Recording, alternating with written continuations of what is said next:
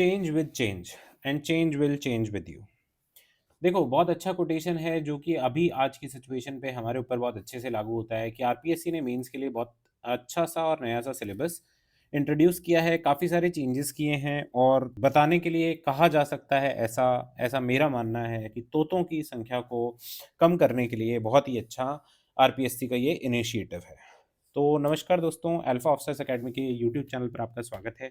आज हम चर्चा करेंगे आरएएस 2026 का जो नया सिलेबस आया है। स्पेसिफिकली जो मेंस का सिलेबस है वो हम देखेंगे, जो प्री का सिलेबस है वो हम दूसरे एक लेक्चर में डिस्कस कर चुके हैं। उसमें क्या-क्या मेंस के सिलेबस में चेंजेस हुए हैं और हम लोग कंपैरेटिवली एनालाइज़ करेंगे कि पहले क्या था और अब क्या है, कितना चेंज हुआ है, किस सॉर्ट का चेंज हुआ है, क्या इन्होंने जर्मन, रशियन और इटालियन भाषाएँ हमारे सिलेबस में जोड़ दी है। तो नहीं सर, इन्होंने सिर्फ़ रिवॉल्यूशंस जोड़े हैं, इन्होंने सिर्फ़ नाज़िज़्म और फ़ासिज़्म जोड़ा है, इन्होंने रशियन रिवॉल्यूशन जोड़ा है। तो हम देखते हैं एक-एक कर के क्या-क्या इन्होंने बेसिक चेंजेस किए हैं। मैं आपको पहले तो एक इंट्रोडक्टरी बात ये बताना चाहूँगा कि हमारे चैनल पे आरएएस मेंस के लिए पूरी की पूरी प्लेलिस्ट ऑलरेडी बनी हुई है। ऑलरेडी बनी हुई प्लेलिस्ट का मतलब ये है कि जो पहले सिलेबस था उसके अकॉर्डिंग प्लेलिस्ट बनी हुई है। मैं उसमें से अलग-अलग मार्क करके वीडियोज़ अलग से अपलोड कर दूँगा, पर वो जो प्लेलिस्ट है वो मेंबर्स के लिए ही है। तो आप मेंबरशिप जॉइन कर सकते हो। उस मेंबरशिप को जॉइन करने के बाद अगर इफ यू डोंट फील कि जो कंटेंट है वो क्वालिटी का है या फिर आपके यूज़फुल है, तो फिर आप उसको लीव कर सकते हो 1 महीने के अंदर-अंदर। एक बार आपने कोर्स ले लिया, फिर आपको कोर्स पसंद नहीं आ रहा है तो कोर्स पड़ा हुआ है, ऐसा कोई सीन नहीं है यहाँ पर। हम लोग basically we are trying to build कि हम लोग मेंस का सारा सिलेबस यूट्यूब पर ही कवर कर लें और उसको इतने क्रिस्प और कंसाइज़ वे में कवर करें कि हमको कहीं और जाने की ज़रूरत नहीं पड़े। सेकंड थिंग इज़ कि मैं आपको बता दूँ, इंग्लिश मीडियम के लिए अगर आप कहीं भी इधर से उधर कंटेंट के लिए भाग रहे हो, तो मैं आपको बता दूँ जितना भी कंटेंट आपको मिलेगा वो हिंदी से इंग्लिश ट्रांसलेटेड कंटेंट मिलेगा। हम यहाँ पर जो भी आपको कंटेंट प्रोवाइड करेंगे, आप उसको पहले देख लें, आपको ठीक लगे, ऐसा लगे कि हाँ, it is useful for our medium, तो आप उसको कंसिडर करें, वरना आपके पास में ऑप्शंस तो हमेशा खुले हैं ही। ठीक है? तो अब मैं आपको एक चीज़ और बताऊँ। सबसे पहले चलो हम लोग सिलेबस पहले प्री वाला देखो। वैसे मैंने प्री वाला यहाँ पर डाला इसलिए है कि आपको इतनी सी चीज़ समझा पाऊँ कि आरएएस प्री में कभी भी सिलेबस डीपली क्या लिखा हुआ है, क्या नहीं लिखा हुआ है, बहुत ज़्यादा मैटर नहीं करता है। ठीक है? हमने आज तक चाहे यूपीएससी का हो, चाहे आरएएस का हो, चाहे कोई और असिस्टेंट प्रोफेसर का हो, जो भी एग्ज़ाम्स मैंने दिए हैं, उसमें मैंने जो प्री का सिलेबस है, उसमें सिर्फ़ इतना पता होना चाहिए कि ये सब्जेक्ट आ रहा है और ये सब्जेक्ट नहीं आ रहा है। ठीक है? जैसे कि उसमें उर्दू भाषा नहीं पूछी जाती है, तो उर्दू नहीं पढ़ेंगे, अगर हिंदी पूछी जाती है, तो हिंदी पढ़ेंगे। इतना सा। अब बात करते हैं जो डिटेल सिलेबस है, उसकी बात आरएस प्री वाली दूसरे लेक्चर में कर चुके हैं, पर यहाँ पर देखो आप हिस्ट्री, आर्ट एंड कल्चर पहले भी थी, अब भी है। राजस्थान की इंडियन हिस्ट्री पहले भी थी, अब भी है। ज्योग्राफी वर्ल्ड और इंडिया की पहले भी थी, अब भी है। राजस्थान की पहले भी थी। कॉन्स्टिट्यूशन इंडियन पॉलिटी पहले भी थी, राजस्थान की पॉलिटी पहले भी थी, इकोनॉमी इंडियन इकोनॉमी या कांसेप्ट ऑफ इंडियन इकोनॉमी पहले भी थी, राजस्थान की इकोनॉमी पहले भी थी, साइंस एंड टेक्नोलॉजी थी, रीजनिंग एंड मेंटल एबिलिटी थी, करंट अफेयर्स था। हाँ, सबसे बड़ा बदलाव क्या है, करंट अफेयर्स में इन्होंने लिख दिया with special reference to Rajasthan. ये कोई बहुत बड़ा ऐसा बदलाव नहीं है, हम पहले भी राजस्थान का करंट अफेयर पढ़ते थे, अब भी पढ़ करके जाएँगे। थोड़ा डीपली पहले भी डीपली ही पढ़ करके जाते थे, कोई भी बच्चा देखो जब पढ़ता है ना, तब वो ये कोशिश नहीं करता कि मैं सुपरफिशियली पढ़ करके जाऊँ, और कोई ऐसी कोशिश करता है तो उसको सोचना चाहिए कि जैसे क्वेश्चंस राजस्थान वाले पूछ रहे हैं, आरपीएससी वाले पूछ रहे हैं, तो ये सब कुछ अलाउ नहीं करेगा मुझे ये पेपर पास करने में, हेल्प नहीं करेगा। ठीक है? तो ये प्री की तो बेसिक बात यही है कि सब कुछ सेम है सर, है ना? जो पहले था वो अब है, आपको पहले भी पढ़ कर के जाने थे यही सब्जेक्ट, अब भी पढ़ कर के जाने हैं यही सब्जेक्ट। ये तो बात हो गई प्री की। अब हम लोग बात कर लेते हैं कि मेंस के सिलेबस में क्या-क्या चेंजेस हुए हैं। तो मेंस का देखो मैंने आपको बता ही दिया, हमारी प्लेलिस्ट पड़ी हुई है, अलग-अलग प्लेलिस्ट हैं और आरएएस मेंस रिवीजन मॉड्यूल करके है वो। हमने ये सीरीज़ चलाई थी, बहुत अच्छा मुझे उसमें रिस्पॉन्स भी मिला। आई पिछले 4-6 महीनों से I was not able to continue it because of X, Y, Z reasons, और आगे इसको कंटिन्यू करेंगे। इस बार आरएएस मेंस का पेपर 2 एंड पेपर 3, ठीक है? ये कंप्लीट पेपर 2 एंड पेपर 3 की मैं खुद एक बुक रिलीज़ करूँगा, जिसमें पेपर 2 की एक बुक होगी और पेपर 3 की एक बुक होगी। और उसके अलावा आपको कहीं भी जाने की ज़रूरत नहीं होगी। पेपर 1 के लिए हम लोग काफ़ी सारी चीज़ें एक-एक करके देखेंगे, है ना? जो-जो चीज़ें पेपर 4 के लिए भी मैं कोशिश करूँगा कि कोई इंग्लिश का जो मटीरियल है वो हम लोग कवर कर लें। वैसे इंग्लिश मीडियम के मेरे साथ जो बच्चे जुड़े हुए हैं ज़्यादातर, उनको उसमें प्रॉब्लम नहीं आती है। आरपीएससी ने ये जो बदलाव किया है, जो भी सिलेबस में चेंजेस किए हैं, it is the most beneficial for English medium students. Trust me on this. पहले जहाँ पर दिक्कत आती थी इंग्लिश मीडियम स्टूडेंट्स के साथ में, वो सबसे बड़ा बेनिफिट इंग्लिश मीडियम स्टूडेंट्स को ही है जब ये सिलेबस चेंज कर दिया गया है। चाहे अगर कोई हिंदी मीडियम वाला सुन रहा हो, तो उसको भी ये चीज़ सीरियसली लेनी चाहिए कि इस सिलेबस के साथ में इंग्लिश मीडियम वाले बच्चों को थोड़ा-सा एज मिलता है, चाहे वो बात को माने या नहीं माने। अब मैं आगे धीरे-धीरे करके जब हम लेक्चर्स करेंगे, हम लोग कोशिश करेंगे ये समझने की कि कैसे हमको एज मिलेगा। आज सिलेबस की बात कर लेते हैं। ये देखो, 9 तारीख को 9 जनवरी की का ये सिलेबस अपलोड किया हुआ है। पहले भी 4 पेपर होते थे, अब भी 4 पेपर ही हैं। इन्होंने कोई ऑप्शनल वगैरह जोड़ा नहीं है, और जो जनरल हिंदी और जनरल इंग्लिश है, इसमें ना तो इन्होंने फ्रेंच जोड़ी है, ना रशियन और ना जर्मन जोड़ी है। तो हिंदी और इंग्लिश पहले भी होती थी, 4 पेपर होते थे, 200-200 मार्क्स के, 3-3 घंटे के, और वही हालत ख़राब पहले पेपर लिखने में होती थी, वही हालत ख़राब आपकी इस बार पेपर लिखने में होगी। तो इट इज़ रियली चैलेंजिंग ये चारों पेपर लिखना, तो कोई भी इसको हल्के में मत ले। मेंस की जब हम बात करते हैं, तो हम पहले से ये मान करके चल रहे होते हैं कि आप प्री का ये मान के चल रहे हो कि हाँ, प्री तो मेरा निकल ही जाएगा। अच्छा, जब मैं ये कह रहा हूँ कि प्री तो मेरा निकल ही जाएगा, इसका मतलब ये नहीं कि उसमें मेहनत नहीं करनी पड़ती है। It requires different kind of effort, mains require different kind of effort. ठीक है? तो हम लोग मेंस की जो सिलेबस है उसकी चर्चा करते हैं एक-एक करके। पहली जो पेपर 1 है, ये 200 मार्क्स का पेपर है। सबसे पहले देखो, इन्होंने सबसे जो ब्यूटीफुल चेंज किया है, बहुत सारे ब्यूटीफुल चेंजेस के साथ में इन्होंने एक सबसे अच्छा चेंज किया है कि इन्होंने 2 मार्क्स के क्वेश्चन हटा दिए, है ना? अब 2 मार्क्स के क्वेश्चन हटाने की वजह से ही मैं कह रहा था कि तोतों को कम करने के लिए आरपीएससी की ये जो कोशिश है, ये बहुत अच्छी कोशिश है। तो अब हिस्ट्री की जो फर्स्ट यूनिट है, ये लगभग क्या मतलब 70 मार्क्स की यूनिट होगी। इसमें 5 मार्क्स के 8 क्वेश्चन होंगे, और ये लगभग 40 मार्क्स का हो गया, और इसके अलावा इसमें 10 मार्क्स के होंगे 3 क्वेश्चन। ठीक है? तो 30 मार्क्स का ये हो गया। 70 नंबर की यूनिट होगी, जिसमें कि क्या-क्या आएगा? History of Rajasthan, history, art, culture, literature, tradition, heritage of Rajasthan. इसमें पॉलिटिकल एंड कल्चरल अचीवमेंट्स जो टॉपिक है, ये पहले इन्होंने यहाँ पर नहीं लिखा हुआ था, पर ये चीज़ें पढ़ कर के जानी ही होती हैं। इसके अलावा इन्होंने यहाँ पर एक शब्द को जोड़ा है, रेवेन्यू एडमिनिस्ट्रेटिव सिस्टम, जो राजस्थान की हिस्ट्री में रहा है, पर इसके जो चेंजिंग पैटर्न्स हैं, है ना? इसका जो बदलता स्वरूप है, वो भी इस बार देख कर के जाना है। फ़ोकलोर्स इसने इस बार यहाँ पर फ़ोकलोर्स को जोड़ा गया है, उसके अलावा रिलीजियस बिलीफ्स, है ना? रिलीजियस बिलीफ्स नाम से जो टॉपिक है, इसको जोड़ा गया है। यहाँ पर एक टूरिज़्म के साथ में लैंग्वेज और इम्पोर्टेंट लिटरेरी वर्क के साथ में एक डायलेक्ट्स का टॉपिक हुआ करता था, वो डायलेक्ट्स का टॉपिक इन्होंने हटा दिया गया। अब देखो, जब मैं प्री की बात कर रहा था, मैं कह रहा था आपको कि सिलेबस को वर्ड टू वर्ड नहीं देखना होता है। जब मैं मेंस की बात कर रहा हूँ, तो मैं आपको कह रहा हूँ, सिलेबस वर्ड टू वर्ड देखना छोड़ो, सिलेबस वर्ड टू वर्ड याद होना चाहिए। It should be on your mouth 24/7। जब भी आप एक सब्जेक्ट के बारे में, एक यूनिट के बारे में सोचो, तो there should the topic should come to you. ठीक है? तो अब इसमें हम लोग जो राजस्थान हिस्ट्री में चेंजेस हैं, ये चेंजिंग पैटर्न के बारे में, फ़ोकलोर्स और इसमें डायलेक्ट्स को हटा दिया है, रिलीजियस बिलीफ्स की बात की है। तो ये राजस्थान हिस्ट्री देखो, मेरा फ़ोर्टे नहीं है, तो मुझे पता नहीं है कि ये आप लोग जहाँ से भी कवर करते हो, कोई भी एक कोई अच्छी कोचिंग इंस्टीट्यूट या फिर कोई अच्छी बुक पकड़ करके, और मैं तो कहूँगा कोई अच्छी किताब ही पकड़ करके इसको करोगे, तो ज़्यादा बेनिफिशियल रहेगा। फिर हम देखें इंडियन हिस्ट्री एंड कल्चर में, तो क्या इंडियन हिस्ट्री एंड कल्चर में कोई बदलाव किया गया है? तो Indian heritage, fine art, performing art, ये सब कुछ पहले भी हुआ करता था। British policies and their impact जो टॉपिक है, इसमें पहले history of modern India from 19th century to 1965 करके टॉपिक लिखा हुआ था। पर अब इन्होंने इसको चेंज करके किया है, British policies and their impact, political, economic and administrative unification of the country. ठीक है? तो ब्रिटिशर्स के टाइम का इन्होंने देखो प्री में भी ये टॉपिक को थोड़ा-सा जोड़ा है, और ये बेसिकली जो ब्रिटिश पॉलिसीज़ हैं, हम लोग देखें तो it is a shift from the Mughal era to the British era, जहाँ पर ब्रिटिश पॉलिसीज़ धीरे-धीरे, धीरे-धीरे डेवलप हो रही हैं, चेंज हो रही हैं, फ्रॉम 17 लेट 1700s टू जो लेट 1800s हैं, उसके बीच में पॉलिसीज़ में काफ़ी सारे चेंजेस हुए हैं। तो वो सारी चीज़ें इसमें पॉलिटिकल, इकोनॉमिक और एडमिनिस्ट्रेटिव अलग-अलग डायमेंशंस के अकॉर्डिंग देखनी पड़ेंगी।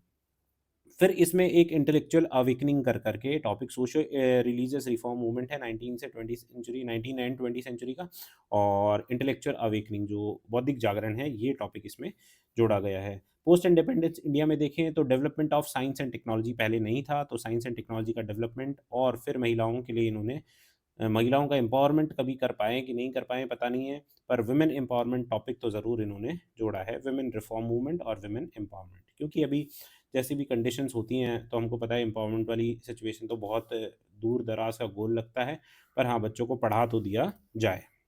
फिर देखो आगे जो सबसे इंटरेस्टिंग चेंजेस हिस्ट्री वाले पोर्शन में किए गए हैं, तो उसमें सबसे अच्छा पोर्शन जो हिस्ट्री ऑफ मॉडर्न वर्ल्ड का है। अब मैं आपको पहले ही बताता था कि इन्होंने जो ज़्यादती पहले 20 मार्क्स के जो छोटे सब्जेक्ट के साथ में की हुई थी, वो उसकी सबसे अच्छी बात ये थी कि उनको जोड़ा गया था, है ना? और सबसे खराब बात ये थी कि उनको जोड़ने के बावजूद भी जो उनमें पढ़ने लायक चीज़ें थी ना, वो उन्होंने ऐड ही नहीं की थी। सेम गोज़ विद जो मॉडर्न वर्ल्ड की हिस्ट्री है, उसके साथ में भी अप टू 1991 एडी तक ये हिस्ट्री पढ़नी है।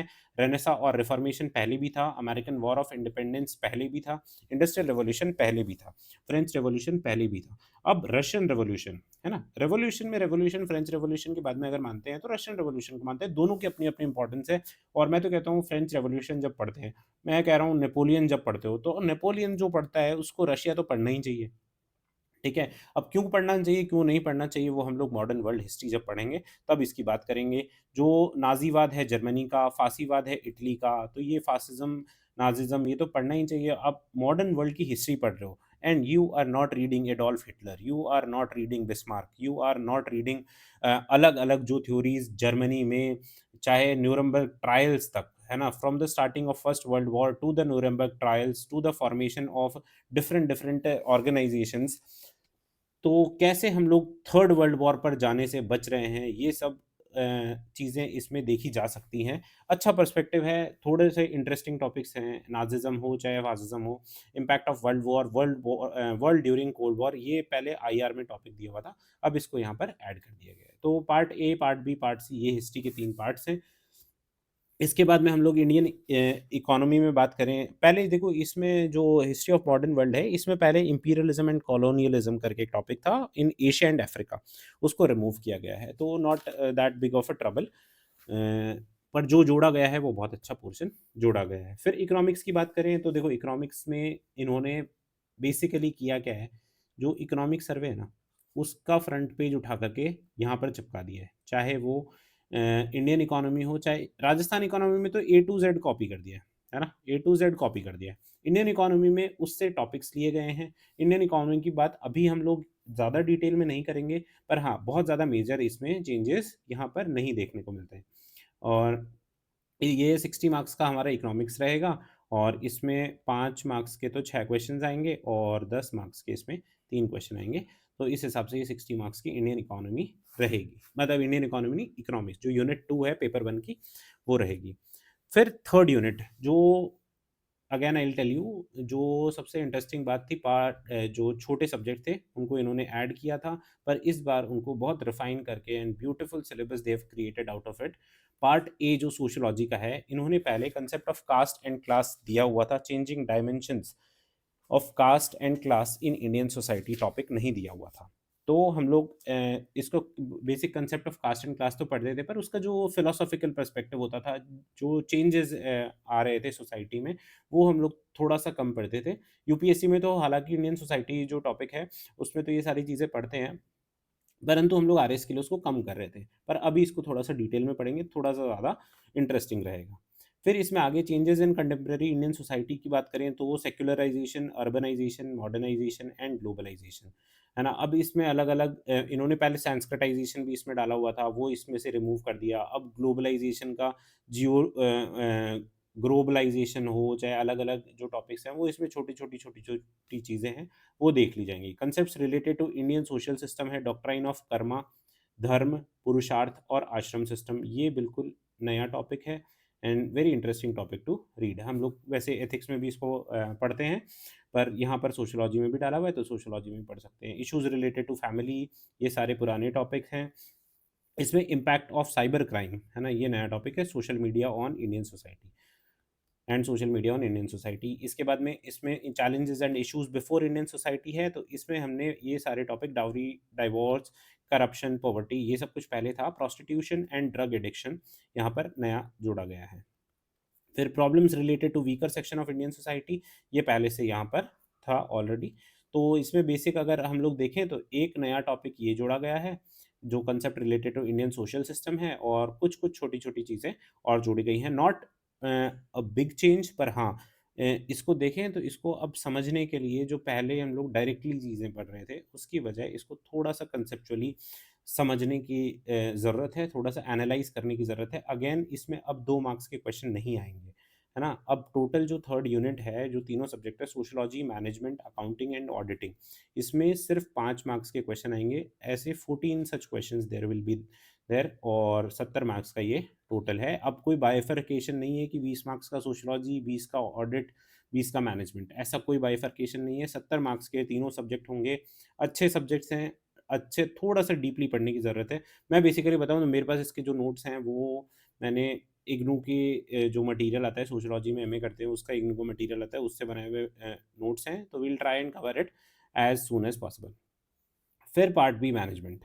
अब पार्ट बी मैनेजमेंट, मैंने देखो, मैं आपको बताऊँ, मैंने जितना भी मैनेजमेंट पढ़ा है ना, मैंने एमबीए तो की नहीं है, पर मैंने जितना भी मैनेजमेंट पढ़ा है, वो मैंने पढ़ा है अपनी, जो मैंने मास्टर्स की पब्लिक एडमिनिस्ट्रेशन में, है ना, नेट की, और उसके अलावा असिस्टेंट प्रोफ़ेसर के लिए थोड़ी बहुत चीज़ें देखी, तब हमने मैनेजमेंट के बारे में बहुत सारी चीज़ें पढ़ी। बेसिकली मैं तो मानता हूँ कि मैनेजमेंट वाला जो पोर्शन एमबीए में पढ़ते हैं ना, लगभग उतना का उतना ही सिलेबस हमारे पब्लिक एडमिनिस्ट्रेशन में भी आ ही जाता है। तो मैनेजमेंट के साथ में इन्होंने बहुत जस्टिस किया है इस बार, पुराने टॉपिक्स को काफ़ी सारा रिड्यूस कर दिया है, और अब नए टॉपिक्स जोड़े गए हैं जो एक्चुअल में मैनेजमेंट के टॉपिक हैं। General management, concept of management, managerial skills, levels, management functions हैं, MBO, decision making process, organisational behaviour, nature, scope, perception, motivation, ये सारी ग्रुप डायनामिक्स, ये सारी चीज़ें हम लोग पहले देखते थे।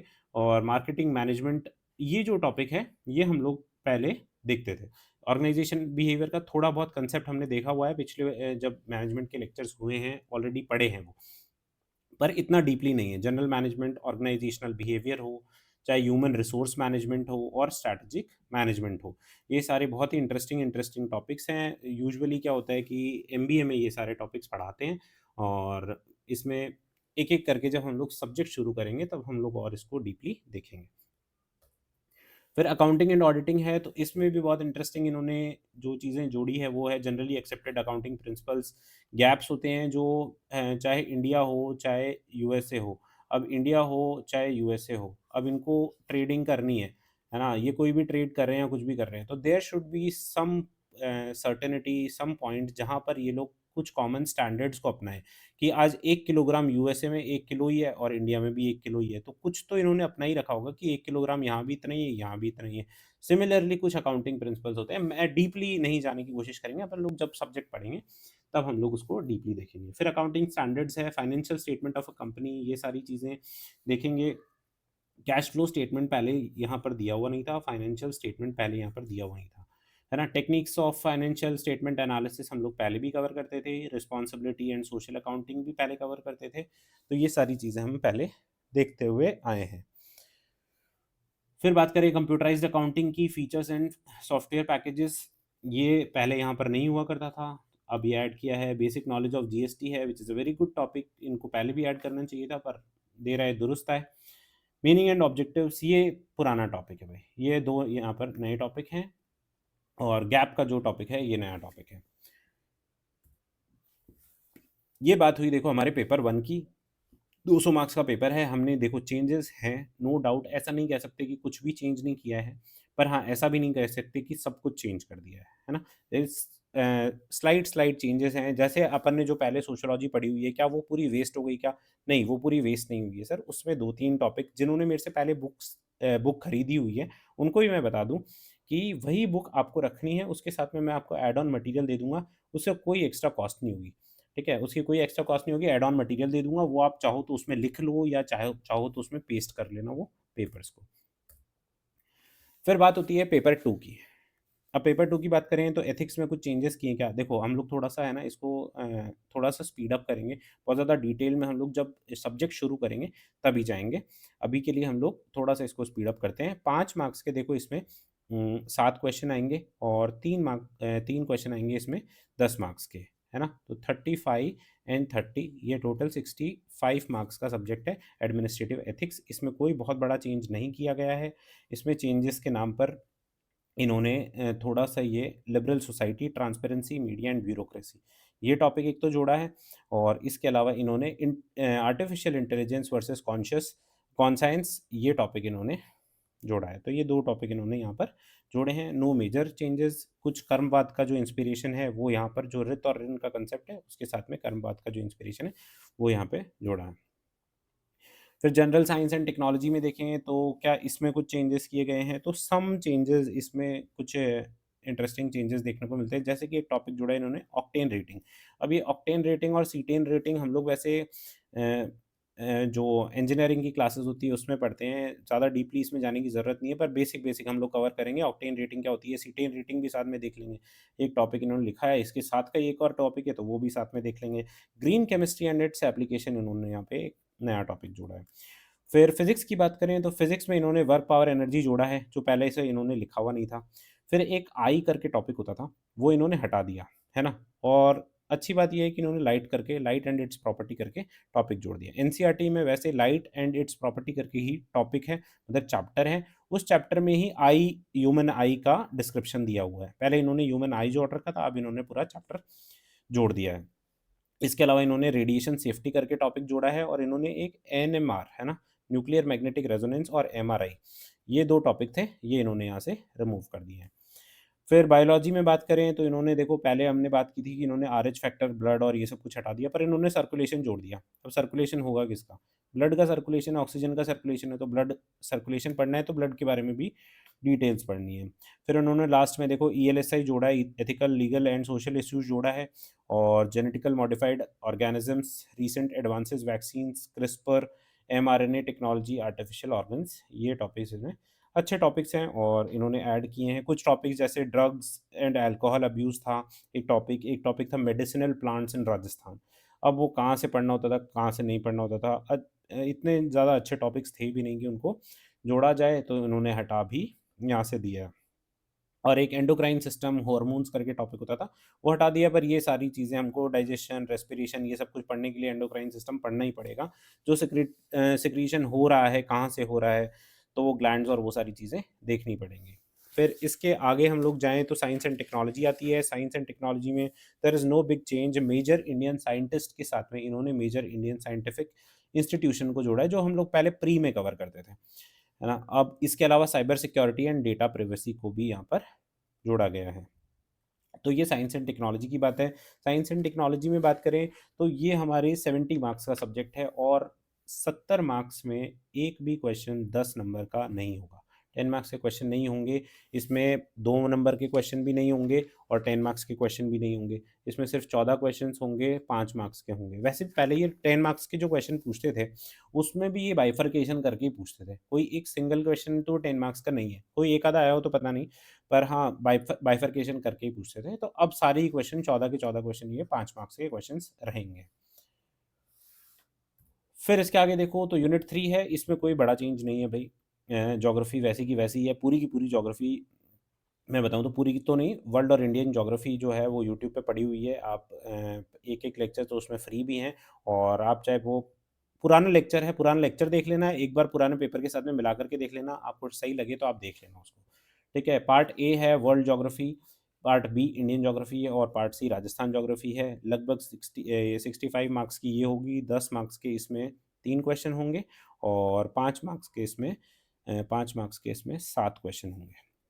65 मार्क्स की होगी और सबसे ईज़ी और सबसे अच्छा स्कोरिंग पोर्शन होता है ज्योग्राफी और साइंस एंड टेक्नोलॉजी। पेपर 2 है ना, पेपर 2 अच्छा पेपर है। मैं आपको बाय द एंड ऑफ जब आपका प्री हो जाएगा, प्री के बिल्कुल ख़त्म होते ही मैं आपको 10-15 दिन में सिर्फ़ एक सिंगल किताब दे दूँगा जिसमें आपके लिए पेपर 2 पूरा कवर होगा, है ना? कंप्लीट पेपर 2 200-300 पेजेज़ की किताब होगी, बहुत ज़्यादा कंसाइज़ मटीरियल होगा, ऐसा जो आपको अ मतलब मे सिर्फ़ मेंस ओरिएंटेड मटीरियल होगा वो, है ना? बाकी आप मेरे लेक्चर्स देखना, उसमें मैं एक 50 वर्ड थ्योरी देता हूँ, वो 50 वर्ड थ्योरी क्या है वो आपको उसमें से पता चलेगी। अब इसमें कोई ऐसा बड़ा चेंजेज़ नहीं किया है, इन्होंने टूरिज़्म करके टॉपिक यहाँ पर जोड़ा है, हम पहले भी पढ़ते थे इसको, एनर्जी रिसोर्सेज़ इन्होंने यहाँ से हटाया है। एक इन्होंने मेजर एनवायरमेंटल इश्यूज़ है, ये टॉपिक यहाँ पर पहले भी था, मेजर जियोपॉलिटिकल इश्यूज़ था, तो जियोपॉलिटिक्स को हटा कर के इन्होंने और एनवायरमेंटल इश्यूज़ को ऐड किया है। राजस्थान ज्योग्राफी में एनर्जी रिसोर्सेज करके टॉपिक था, उसको रिमूव किया है। फिर हम लोग बात करें पेपर 3 की, तो देखो जो भी सबसे मेजर चेंजेस हुए ना, वो चेंजेस मेजरली हुए हैं पेपर 3 में। General knowledge and general studies paper 3 जो है वो यूनिट 1 इसमें इंडियन पॉलिटी है। पहले भी इसमें देखो पॉलिटी था, आईआर था, है ना? पब्लिक एडमिनिस्ट्रेशन था और बिहेवियर था, स्पोर्ट्स एंड योगा था और लॉ था, है ना? अब इन्होंने स्पोर्ट्स एंड योगा हटा दिया है, एक-एक करके देख लेते हैं वैसे, यहाँ पर ही बात करने की क्या ज़रूरत है। देखो इंडियन पॉलिटी में इन्होंने कुछ चेंजेस किए हैं, तो देखो इंडियन पॉलिटी कितने मार्क्स की है, तो 85 नंबर की इंडियन पॉलिटी है भाई। इंडियन पॉलिटी में क्या-क्या है, 11 क्वेश्चन तो होंगे इसमें 5 मार्क्स के और 3 क्वेश्चन होंगे इसमें 10 मार्क्स के। इंडियन पॉलिटी का वैसे भी आरपीएससी बहुत अच्छा पेपर बनाती है, मेंस का तो वो स्पेशली जो है ना पेपर बहुत अच्छा बनाती है। तो बहुत ध्यान से इसको पढ़ना पड़ेगा। इसमें recent constitutional development, judicial pronouncement और कॉन्स्टिट्यूशनल मोरालिटी, ट्रांसफॉर्मेटिव कॉन्स्टिट्यूशनलिज्म, ये कुछ फिलॉसॉफिकल और थोड़ा-सा कॉन्स्टिट्यूशनल डेवलपमेंट को लेकर के टॉपिक यहाँ पर एक जोड़ा है यहाँ पे। Emerging trends in federalism in India, ये इमर्जिंग ट्रेंड्स करके इसमें टॉपिक जोड़ा गया है। फिर बात करें तो पहले वर्चुअल कोर्ट्स, ई कमिटीज़, ये टॉपिक यहाँ पर नहीं था, इसको जोड़ा गया है। यहाँ पर NITI Aayog, election commission of India, UPSC, NHRC, ये सारे टॉपिक को रिमूव करके पब्लिक एडमिनिस्ट्रेशन में डाल दिया है। ठीक है, पर है वो टॉपिक्स भी हैं। फिर डायनामिक्स ऑफ इंडियन पॉलिटी, ये पहले भी था, इसमें कुछ-कुछ चेंजेस ये किए गए हैं कि shift from identity based politics जो है वो इश्यू ड्रिवन, इसमें socio political implications of artificial intelligence enabled mobilisation, ये कुछ नया टॉपिक जोड़ा गया है। इसमें इंटरनल सिक्योरिटी को डाला गया है, फिर वापस इन्होंने इंटरनल सिक्योरिटी बहुत थोड़ा-सा डाला है। मैंने तो देखो इंटरनल सिक्योरिटी मैंने काफ़ी अच्छे से पढ़ा हुआ है, एक-एक पूरी-पूरी बुक आती है इंटरनल सिक्योरिटी की यूपीएससी के लिए तो। तो इंटरनल सिक्योरिटी अच्छा टॉपिक है, इसको यहाँ पर कवर करेंगे, थोड़ा कम कवर करेंगे पर करेंगे, ठीक है। 5 10-15 पेजेज़ के नोट्स इसके हो जाते हैं फिर भी। फिर स्टेट पॉलिसीज़ और गवर्नेंस इन राजस्थान है, तो ये सेम टू सेम ही है, इसमें कोई बड़ा ऐसे चेंज नहीं है। फिर इसके बाद में जो टॉपिक है, वो है इंडियन एंड इंटरनेशनल अफ़ेयर्स, तो इसमें भी बहुत अच्छा चेंज ये किया है आईआर में कि इन्होंने जी77 और सार्क जैसे जो ग्रुप्स, जो टॉपिक्स डाले हुए थे, उनको रिमूव कर दिया गया है। जी20, आई2यू2, ऑकूस दक्षिण, है ना? ये सारे टॉपिक्स को इन्होंने ऐड किया है यहाँ पे। फिर इसके अलावा इंडियन डायस्पोरा और कल्चरल डिप्लोमेसी, ये यहाँ पर ऐड किया गया है। इसके अलावा देखें तो करंट अफेयर्स में इन्होंने ऐड किया है क्या, स्पोर्ट्स पॉलिसीज़, जो स्पोर्ट्स एंड योगा था बेसिकली वो इतना ही था, है ना? मतलब 4-5 पेजेज़ हटा लो स्पोर्ट्स एंड योगा के, तो वो ये स्पोर्ट्स एंड योगा ही है ना? क्योंकि इसके अलावा जो चीज़ें होती थी वो हम करंट अफ़ेयर्स से लिंक करके ही पढ़ते थे। स्पोर्ट्स पॉलिसीज़ तो करंट अफ़ेयर्स का मैटर है नहीं, है ना? मतलब जो पुरानी है वो भी पढ़नी पड़ेंगी, की इंस्टीट्यूशंस है वो करंट अफ़ेयर्स का मैटर नहीं है। तो ये स्पोर्ट्स अलग से सब्जेक्ट था, तो उसको वैसे रहने भी देते तो कोई दिक्कत नहीं थी। पर चलो ठीक है, जैसी इनकी मर्ज़ी, जैसे आरपीएससी कह दे वैसे कर लेंगे हम तो। फिर यूनिट 2 है, तो ये हमारा देखो फ़ेवरेट सब्जेक्ट है। Unit 2 concept, issues and dynamics of public administration, इसमें बहुत जस्टिस किया है इन्होंने इस बार। कि इन्होंने जो हम लोग एमए में, जो हम लोग असिस्टेंट प्रोफ़ेसर में पढ़ते हैं, पढ़ाते हैं, वो सारी चीज़ें ये पब्लिक एडमिनिस्ट्रेशन की थ्योरीज़ में हो, चाहे गवर्नमेंट और एडमिनिस्ट्रेटिव इंस्टीट्यूशंस हो, कंपैरेटिव पब्लिक एडमिनिस्ट्रेशन बड़ा ही प्यारा टॉपिक मुझे लगता है। तो ये है यहाँ पे स्टेट एंड डिस्ट्रिक्ट एडमिनिस्ट्रेशन ये है ना? पर्सनल एडमिनिस्ट्रेशन इन्होंने ऐड किया है। एक इसमें पिछली बार क्या हुआ, बहुत इंटरेस्टिंग चीज़ कि लेजिटिमेसी करके एक टॉपिक था। तो मैं पिछली बार पिछले से पिछली बार जब मेंस के लिए पढ़ा रहा था, तो लेजिटिमेसी मैंने नहीं पढ़ाया था। और हुआ क्या, उसके अगले साल जब पेपर हुआ, तब लेजिटिमेसी आ गया और मेरे को किसी स्टूडेंट ने कमेंट करके बोला कि सर आपने लेजिटिमेसी पढ़ाया हुआ नहीं था, इस बार पढ़ाया और इस बार लेजिटिमेसी आ गया। तो इस बार लेजिटिमेसी इन्होंने हटा ही दिया है, पावर करके एक टॉपिक होता था वो हटा दिया है, अथॉरिटी, रिस्पॉन्सिबिलिटी, अकाउंटेबिलिटी आज भी टॉपिक्स हैं। एडमिनिस्ट्रेटिव बिहेवियर पहले यहाँ पर टॉपिक मेरे हिसाब से था नहीं, अब इन्होंने ये ऐड किया है। फिर इसके आगे कंपैरेटिव पब्लिक एडमिनिस्ट्रेशन इन्होंने ऐड किया है। यहाँ पर स्टेट एंड डिस्ट्रिक्ट एडमिनिस्ट्रेशन के बाद में इन्होंने कुछ Rajasthan guarantee delivery of public service act होता था और Rajasthan right to hearing act होता था शायद 2012 वाला, वो 2 टॉपिक्स इन्होंने यहाँ से हटाए हैं।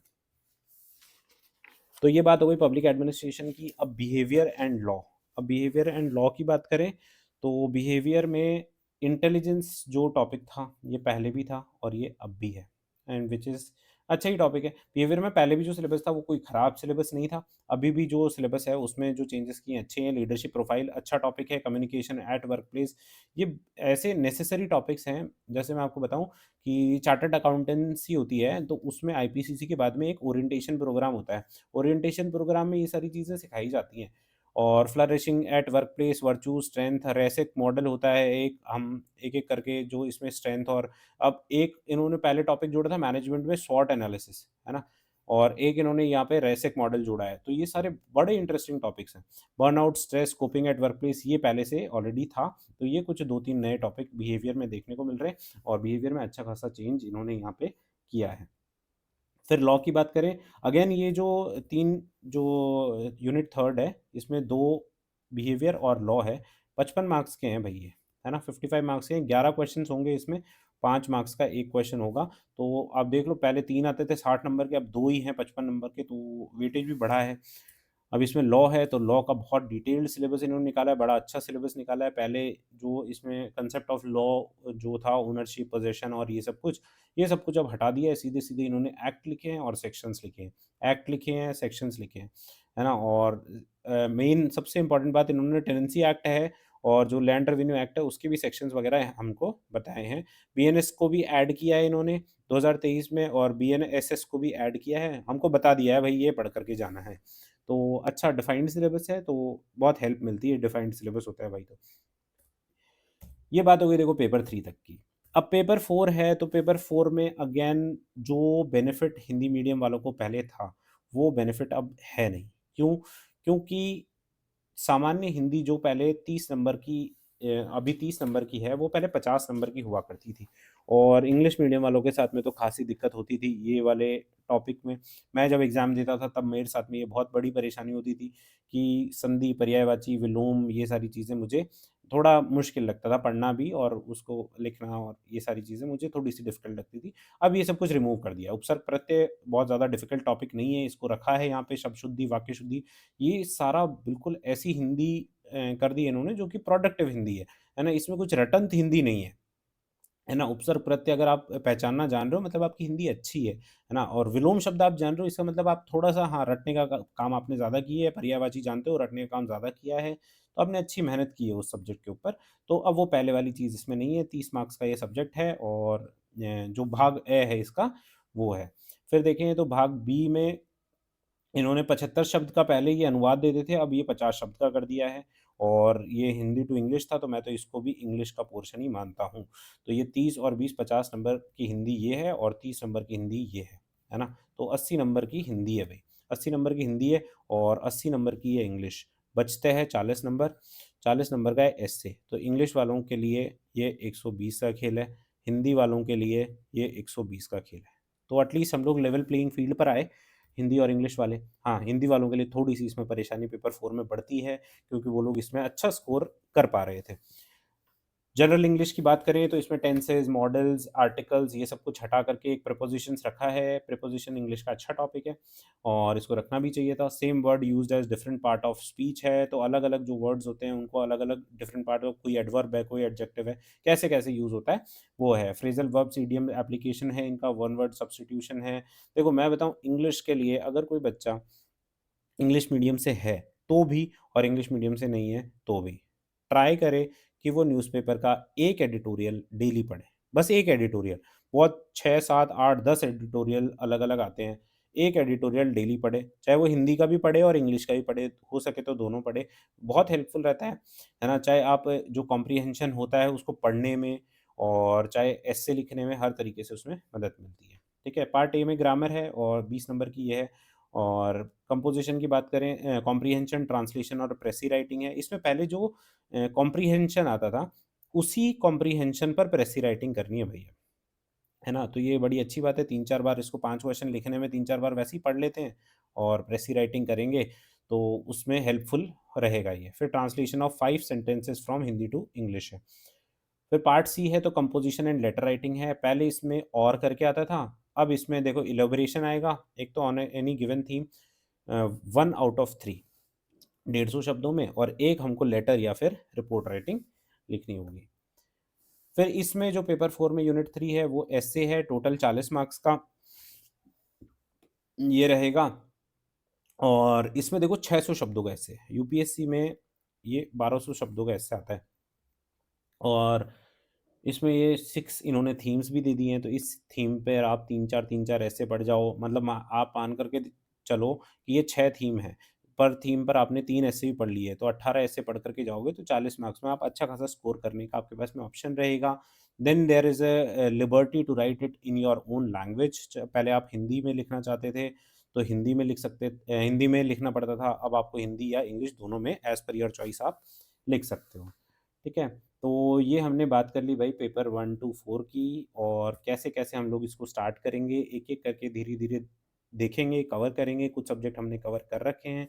ये यहाँ पे मैंने स्कीम डाली हुई है, आप देख लेना इसमें से 2 मार्क्स के क्वेश्चन सारे हट गए हैं, है ना? 5 मार्क्स के और 10 मार्क्स के क्वेश्चन हैं। स्पीड लिमिट बोल रहा हूँ, वर्ड लिमिट जो पहले 100 वर्ड्स होती थी 10 मार्क्स के क्वेश्चन के लिए, वो अब 150 वर्ड्स कर दी गई है। ठीक है? इसके अलावा कोई बहुत बड़ा चेंज इसमें मतलब बहुत बड़ा चेंज क्या ये बहुत बड़ा ही चेंज है वैसे तो और इंग्लिश मीडियम वाले स्टूडेंट्स हमारे साथ में ख़ास तौर पर जुड़े रहें बिकॉज़ हमने जो ये प्लेटफ़ॉर्म शुरू किया था ये इसी काम के लिए किया था, specially for English medium students. तो मिलते हैं हम लोग आगे और भी लेक्चर्स आते रहेंगे। बहुत-बहुत धन्यवाद आपका। मिलते हैं आगे के लेक्चर्स में।